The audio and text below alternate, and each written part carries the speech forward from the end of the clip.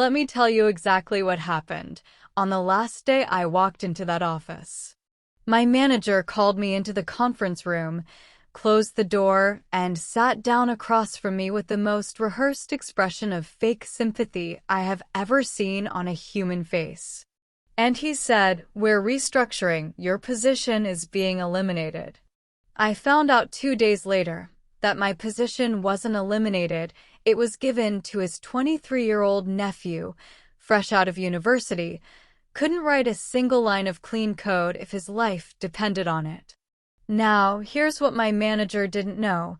He didn't know that sitting on my personal hard drive, fully developed, fully patented, entirely mine, was a server license architecture that his company desperately needed, had been trying to build for 4 years, and had failed every single time. And his biggest competitor, the company that had been trying to destroy him for the last decade, was about to pay me $450 million to hand it over. This is that story. If you've ever been underestimated, underpaid, or pushed out by someone who thought you had nothing left to offer, this one is for you. Hit that like button, subscribe to Twisted Truths, and do not move, because this story gets better with every single minute. My name is Arjun, and I need you to understand something before I tell you the rest of this story. I was not some average employee who got unlucky. I was the person who built half of what that company ran on. I joined Novatech Solutions in 2016 as a mid-level software engineer. It was a mid-sized firm, cloud infrastructure, server management systems, enterprise-level clients, about 800 employees globally. Within 18 months, I had been promoted twice, not because I played politics, not because I was liked, but because I was building things that no one else in that building knew how to build. My specialty was server license architecture, the backbone system that controls how enterprise software is distributed, authenticated, and monetized across large networks. Boring to most people, but worth hundreds of millions to the right company. For 3 years, I gave Novatech everything, nights, weekends. I missed my sister's wedding reception because we had a server migration that only I could execute. My manager, Richard Holt, was the kind of man who wore a good suit and took credit in boardrooms for work he never once understood. He liked me, as long as I was useful to him, and as long as my results made him look good in his quarterly reviews. But somewhere around early 2022, something shifted. His nephew, Kyle, had just finished a computer science degree, and Richard needed somewhere to put him. The first sign was small. Richard stopped inviting me to the Thursday architecture meetings. "Just streamlining attendance," he said. "Too many people in the room." The next sign, Kyle started CCNG himself on my project emails, without being asked, without being assigned, just inserting himself. I noticed, but I said nothing. Then came the performance review. For the previous 2 years, I had received exceeds expectations, the highest rating in the system. This time, meets expectations. No explanation, no specific feedback. Richard just smiled across the table and said, "There's always room to grow, Arjun." I went home that night and sat with that feeling that most of you have felt at some point, that particular, nauseating sensation of realizing that the game you're playing has already been rigged against you. It was truly a difficult moment, but I still didn't quit. Because I had something Richard didn't know about. For the past 2 years, completely outside of office hours, on my own equipment, using zero company resources, I had been developing something. A proprietary server license management system, which I called internally ArcFrame. It solved a problem that every major enterprise software company had been struggling with for a decade: real-time license distribution across hybrid cloud environments with zero latency authentication. I had filed the patent in my own name, and my lawyer had confirmed it. Every line of code mine. I hadn't offered it to Novatech. I wasn't sure I wanted to. But I hadn't offered it to anyone else yet either. That was about to change. April 14th, 2022. Richard called me into the conference room at 9 a.m. HR was already in the room. That's when you know. You don't need them to say anything. The moment you see HR sitting there, your body already understands what your brain hasn't processed yet. Richard delivered the speech restructuring, elimination of role, very professional, very rehearsed. They gave me 4 weeks severance and asked me to clear my desk by end of day. I shook Richard's hand and thanked him genuinely, quietly for the opportunity. He looked almost disappointed that I didn't make a scene.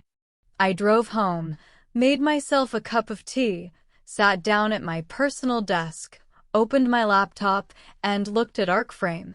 743 days of work, 41,000 lines of code, 2 approved patents, 1 pending.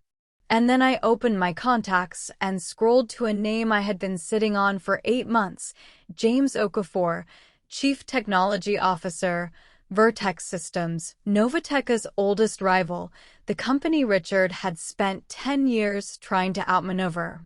James and I had met at a conference in 2021. He had asked me, very casually, if I had ever considered consulting work. I had smiled and said, maybe someday. I sent him an email that evening, 3 sentences. James, I believe we spoke about a potential collaboration last year. I'm now available to discuss. I think you'll want to hear what I've been working on. James replied within 40 minutes. We met for coffee 3 days later, and I walked him through ArcFrame on a single laptop screen in a quiet corner of a hotel lobby in the city. I watched his face, and James Okafor was not a man who showed emotion easily. He was measured, calculated, unreadable. But at minute 11 of my demonstration, when I showed him the latency results, his jaw tightened, just slightly, the way someone's face moves when they see something they have been trying to find for a very long time. He asked 3 technical questions, precise, intelligent, and I answered every one. Then he sat back and he said, Arjun, how are you positioned legally? I slid a single document across the table, patent registrations, ownership confirmation, my lawyer's signed letter. He looked at it for 60 seconds, then he looked up and said, I'd like to get our legal team on the phone tomorrow. What followed was 11 weeks of the most intense negotiation of my life. Vertex brought in 3 senior lawyers, and I hired 2 of my own. They tried to bring the number down, but I held firm, because I knew and they knew that ArcFrame wasn't just a product, it was the answer to a problem their entire enterprise division had been hemorrhaging budget to solve for 4 consecutive years. This wasn't a negotiation about price, it was a negotiation about necessity. On July 29, 2022, 96 days after Richard Holt had asked me to clear my desk, I signed a licensing agreement with Vertex Systems, exclusive enterprise license, full IP acquisition, consulting retainer. The total value was $450 million. I sat in my lawyer's office after the papers were signed. She opened a bottle of champagne. I took 1 sip, put the glass down, and sent a very short email to 1 person. The subject line was, thought you should know. Body, Richard, ArcFrame just licensed to Vertex for $450 million. Built it on my own time, my own equipment, my own IP. Best of luck with the restructuring. Arjun. I don't know what his face looked like when he read it. I didn't need to. The industry is small, and word travels. Within 2 weeks of the deal being announced, and Vertex made sure it was announced, Novatech's 3 largest enterprise clients began asking questions. Questions about why the most sophisticated server license architecture in the market had just landed in the hands of their competitor. Questions about internal talent, about how they manage their people, about what else they might have missed. I'm told Richard was moved sideways within the month, not fired, just quietly repositioned into a role with a smaller team, a smaller office, and a nephew who still couldn't write clean code. As for me, I took 3 months off, completely off, no emails, no calls, no screens. I went to Kerala with my family, watched my nephew learn to walk, slept 8 hours a night for the first time in years. And when I came back, Vertex had already begun integrating ArcFrame into their full enterprise stack. I'm now on retainer as their lead architecture consultant. I work 30 hours a week, from wherever I want, for more money than I ever imagined. Kyle, as far as I know, is still at Novatech, still in my old role, still in meetings he doesn't understand. I don't think about him much, but every now and then on a Tuesday morning when I'm working from my balcony with a cup of coffee, I think about Richard's face when he told me my position was being eliminated, that rehearsed sympathy, that careful, managed smile. And I think, thank you, because the best thing you ever did for me was push me out the door. Here is what $450 million taught me. Your value is never, truly, theirs to decide. The people who push you out are never pushing you down. They're pushing you toward the version of yourself they were too afraid to let you become while you were still in the room. When someone underestimates you, don't argue, don't fight, don't explain. Just leave and build. The numbers will do the talking when the time comes.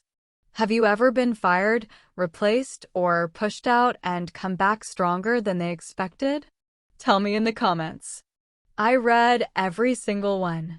If this story hit different, share it with someone who needs to hear it today. And subscribe to Twisted Truths because every week, we tell the stories that the people in power were hoping you'd never find out about. The next story. Someone spent 12 years building a company from scratch, and their business partner tried to buy them out for nothing. What they did instead kept me up until 3 a.m. writing it. I'll see you then.